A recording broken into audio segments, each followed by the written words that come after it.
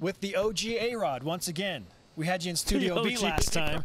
Now we got you in the IPF after spring football. Through about a week into practice, what kind of emotions are you dealing with as a coach as you assess what you have on the field?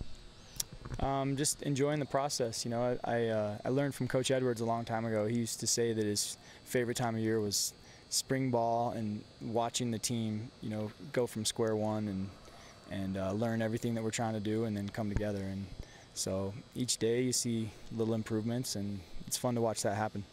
What's it like to manage the room right now with so many guys? Is trying to whittle it down to some formation of who's in the mix? Yeah, it's not the number's not quite as big as maybe some think. I mean, we started out with 8, and today 3 guys took the bulk of the reps, and so, you know, and when we go into fall camp, it'll be 3. So it doesn't matter how many are sitting in there. There's only enough reps for 3 guys at the most, and eventually it has to get down to 2 because even in the season, the 3rd guy that can't get hardly anything. So you want the starter to get the majority, and the backup guy will get a little bit, and the 3rd guy just has to be ready to play without much. There were clear elements of gamesmanship from coaches in not wanting to give too much away about the offense, especially a new offense. At this point, with that in mind, how would you describe what BYU's offense is? The best way I can describe it without giving away too much is that we want to be multiple in terms of our formations, the personnel groups that we use, and in our tempos. So we are a team that, you know, we don't have a million plays, but it might look like we do. And we're a team that can be physical and impose our will on you, and we can do it fast or slow. So it's you know, but I would say multiplicity is the most descriptive word. We're trying to use every weapon we have and use the whole field. How much of what happens in spring ball will determine the pecking order or hierarchy, specifically with the quarterbacks going into fall camp? It has everything to do with it, yeah. Yeah, I mean, every single day, every rep matters, and that's one. I'm trying to drive home a sense of urgency that every single thing we do out here is being evaluated. Everything is filmed. You know, we'll go in right now and watch, and we'll grade everything. So, yeah, it matters, and we'll come up with some sort of order going into fall camp directly from the film that we're gathering right now. From day one of your coaching tenure at BYU when you got hired to this point, where do you feel like the team has improved the most?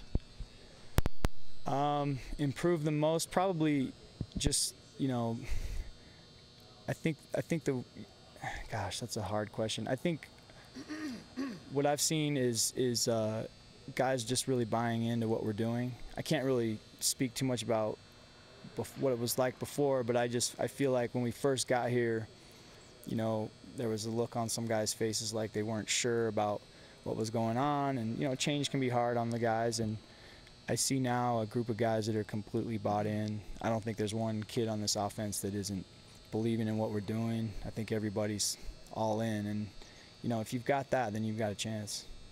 What was in question for those who were kind of confused, I guess, and what you were trying to put in?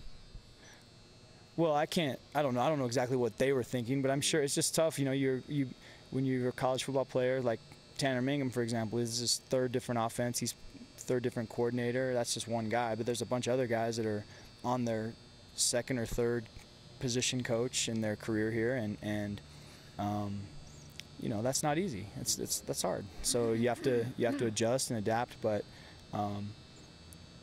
I've seen the guys now; they're believing, and they understand what we're trying to do. And we had a lot of good plays today on the field where, you know, the guys are executing the plan, and you can see the belief in the group. You bring up Tanner Mangum specifically and what he's had to go through with different coordinators and handling different offenses.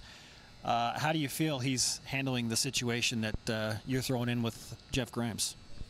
He's doing a good job. He's actually doing more than we expected. So, you know, before spring ball, we were told that it was probably going to be just, you know, throw some routes against air, you know, and it was going to be like really light drops, and he's actually taken 7-on-7 reps. He took a few team reps today against a scout team defense.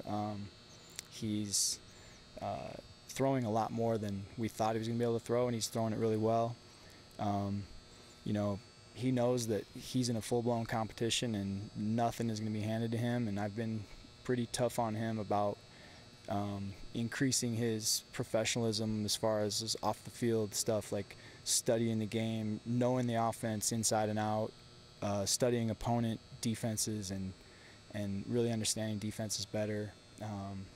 So he knows he's in a competition, and the hard part for him is he doesn't get to take these team reps. So the other guys, and they're all new in this offense, so he doesn't have a leg up on anybody. In fact, he's going to be playing catch-up, you know, in some ways in the fall. He's got to catch up to the other guys because he'll be 15 practices behind in terms of full-blown 11-on-11 reps. So I try to make up for it with the 7-on-7 stuff, but it's not the same as when there's a pass rush in your face. Sure.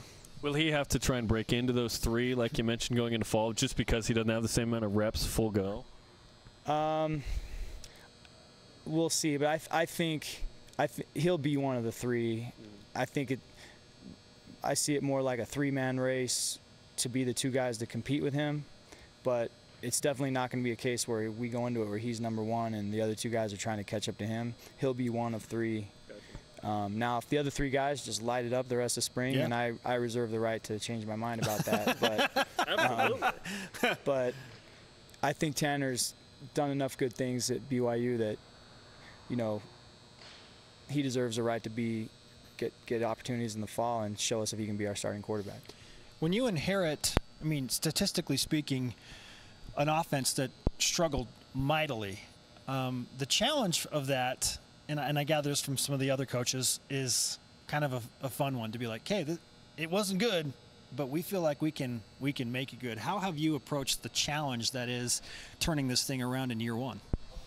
Really haven't even thought about anything that happened before, and we've made Coach Grimes was clear from the beginning about don't even think about the past, don't watch any film of the past. Like, we didn't watch any film, didn't affect our, you know, we told every player you truly have a clean slate, so if you're a good player in the past, it should show up again, and if you maybe didn't have success in the past, you've got an opportunity now. And so we really don't even think about that stuff. All we're thinking about is what we're doing and trying to get everybody on the same page and everybody to execute our plays, and anything that ever happened before, good or bad, has no bearing on what's happening now. Do you ever yell? You seem like a pretty even-keel guy. You haven't heard me out here? Yeah, I can lose it and get pretty loud. I had a former player of mine that played with Fessy at Southern Utah that was here yesterday, and he was telling the guys a story about me going off on him a long time ago, and I didn't even remember it, but yeah. Clearly he remembered it. Yeah, I can raise my voice when the time is right.